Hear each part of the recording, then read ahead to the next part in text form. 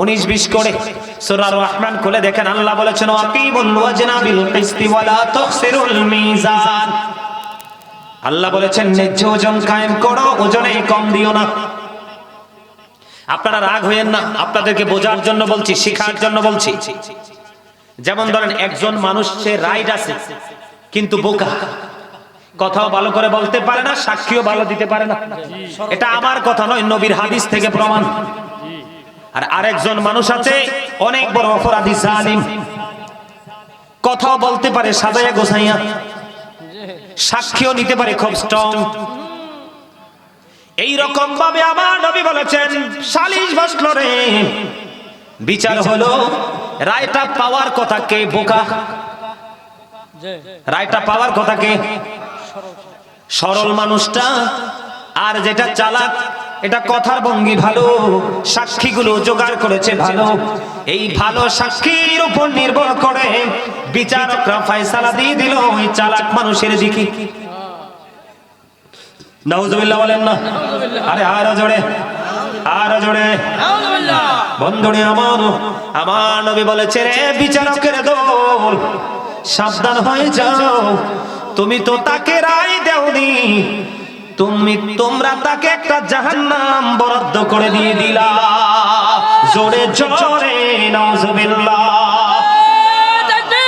আল্লাহু আকবার। নারে রিসালাত কাজী সুলাইমান কাজী সাহেব।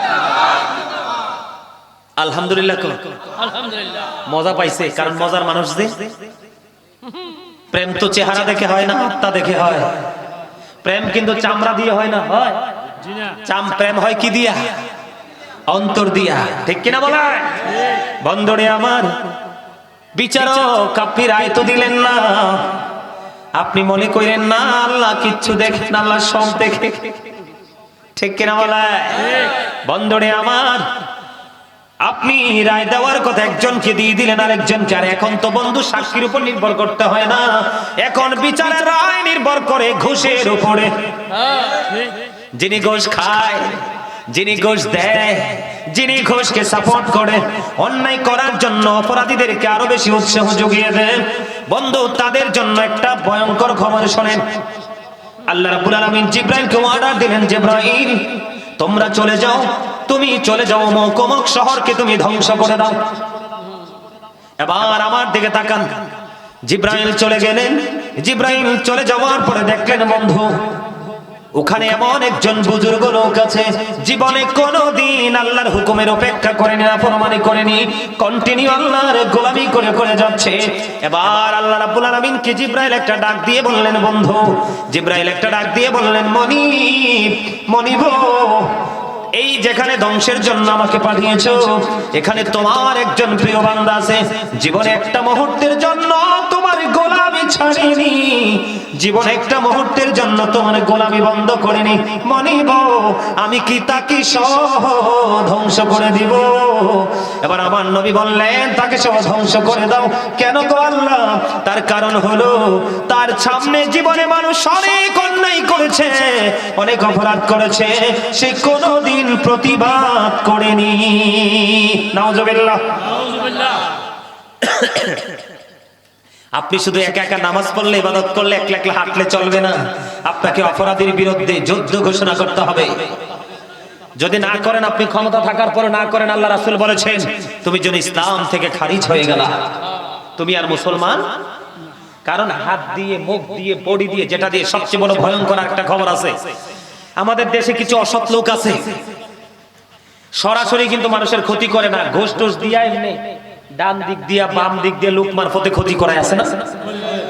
ওই মানুষগুলো ডাইরেক্ট এবং ইনডাইরেক্টলি যারা মানুষের ক্ষতি করে মজা পায়, আল্লাহ রাসূল বলেছেন ওই মানুষগুলো ফুলচেরাতের ফুলের উপর উঠতে দেরি আল্লাহর কুদরতি হাত দিয়ে ধাক্কা দিয়ে জাহান্নামে ফেলে দিতে দেরি করবে না। নাউজুবিল্লাহ বলেন না কেন? আর আপনি যদি নবীর হাদিসের দিকে লক্ষ্য রাখেন, নবীর সাথে প্রেমের ডোরি লাগাইয়া ওই পথে চলেন, বেশি বেশি করে ফরজ ওয়াজিবের পাশাপাশি নবীর প্রেমের দরুদ পড়তে পারেন। জিবরাইল কথা দিয়েছে, রে নবীর উম্মত, তোমরা টেনশন করো না, চুরের চাইতে চিকন হবে, হীরার চাইতে দার হবে। উপর দিক দিয়ে আগুন ঝুলন্ত থাকবে, নিচের দিক দিয়ে আগুন উদিত থাকবে।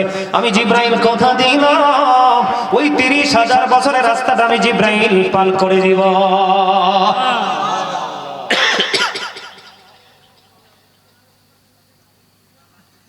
আমাদের মধ্যে এই সমস্যাগুলো আছে না নাই? আরে আরো জোরে কর না, আরেকটু মহব্বতে। আবার আরেকটা মজার খবর দিব বন্ধু। মজার খবরটা, আপনাদের এলাকায় সুদ খায়নি মানুষ, এটাও কিন্তু হারাম।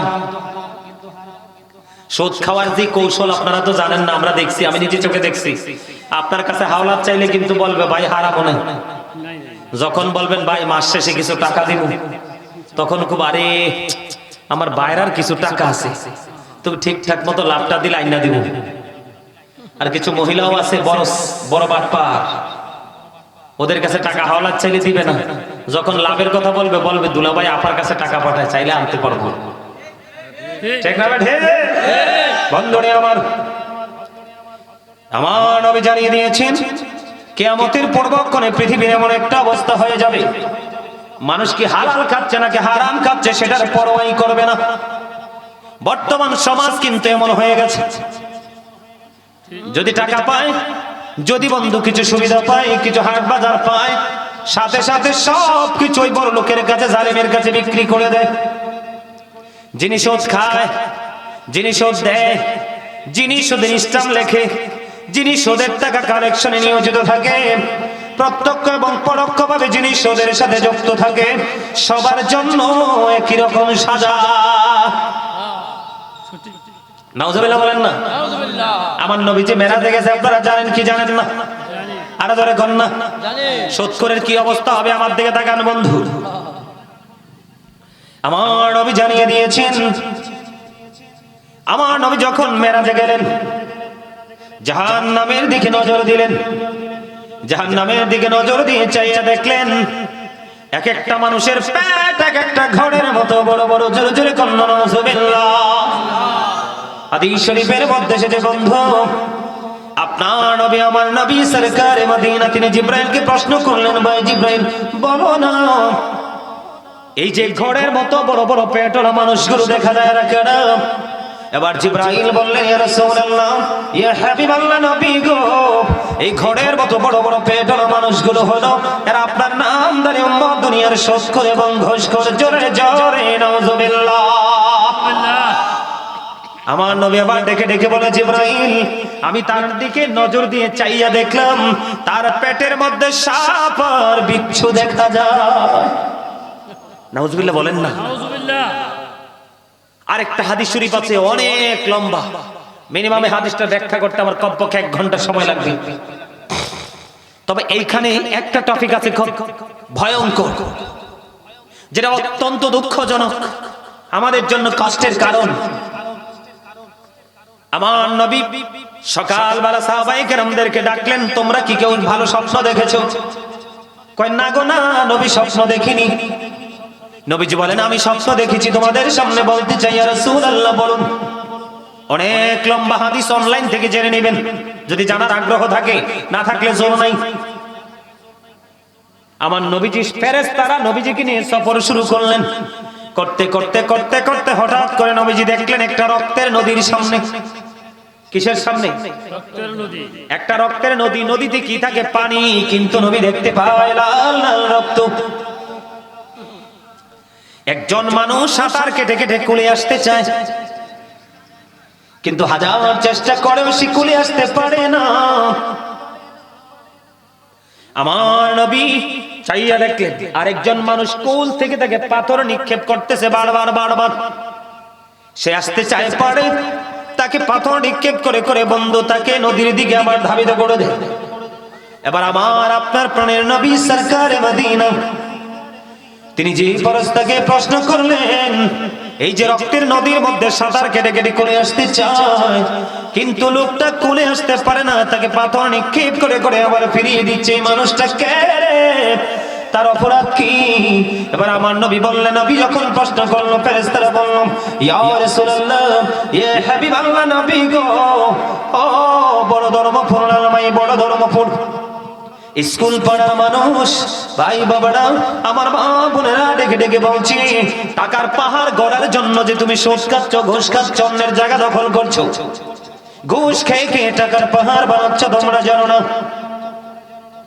জিবরাইল ডেকে ডেকে বলছেন, ইয়া রাসূলুল্লাহ, ইয়া হাবিবাল্লাহ, নবী গো, ওই যে রক্তের নদীর মধ্যে সাঁতার কেটে কেটে পাড়ে আসতে চায় কিন্তু পারতেছে না, ওই মানুষটা হলো আপনার নামদারি একদম উম্মতের মধ্যে একজন, সে হলো বড় একজন সুদখোর। নাউজুবিল্লাহ বলেন না? আরে আরো জোরে। নাউজুবিল্লাহ। কি মাহফিল শেষ করে দিব? হ্যাঁ হ্যাঁ, শেষ করে দিব, আমার সময় শেষ, 2 ঘন্টা হইছে, আর কতক্ষণ করবো? প্রতিদিন ওয়াজ করতে হয় না? আপনারা তো খুশি না? আপনাদের কেউ শীতে ধরছে, কেউ পেটে ভোগ লাগছে, কে কে খুশি হাত তোলেন তো। এই তোমরা যে মাহফিল করাও না, তোমাদের কমিটির লোকগুলো কই? কোথায়? বিরিয়ানি প্যাকেট করে নাই তো? তো তোমরা কো? দাঁড়ান, আপনি কথা বলেন না, কোথায়? এটা কি শুটিং স্পট? তোমরা মাহফিল করাইছি কি লাগা? হেদায়েতের লাগা? কো হেদায়েত? হেদায়েত দি বক্সে ঢুকে গেছে। আপনারা বিশ্বাস করেন, আপনারা সাধারণ মানুষ বুঝবেন না জায়গাটা যে কি, এটা আমি বুঝতেছি তো।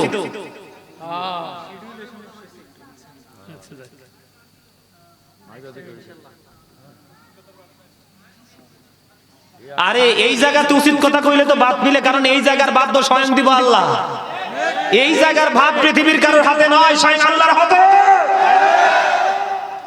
কারণ আল্লাহর হাবিব বলেছে, পৃথিবীর ধন পেয়ে সবাই খুশি, প্রকৃত দ্বীনের শিক্ষা পেয়ে যারা খুশি হয় তারাই হলো প্রকৃত মুমিন। তাদের শিক্ষার নেশা ওই জায়গায় গেলে বন্ধ হবে যেই জায়গার নাম হলো প্যারাডাইস, জান্নাত, গার্ডেন। জোরে জোরে কন্যা সুবহানাল্লাহ।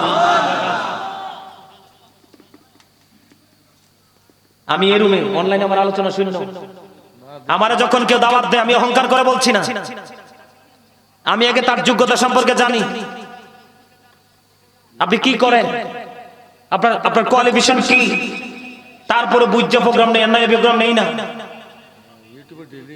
কারণ আমি চাই এমন একটা জায়গা যে আমার 10টা করার দরকার নাই, 5টা করবো, এমন জায়গা যাব যে জায়গার মানুষগুলো কথাগুলো হৃদয় থেকে শ্রবণ করে ব্রেইনে সেটআপ দিয়ে বাস্তবায়ন করবে।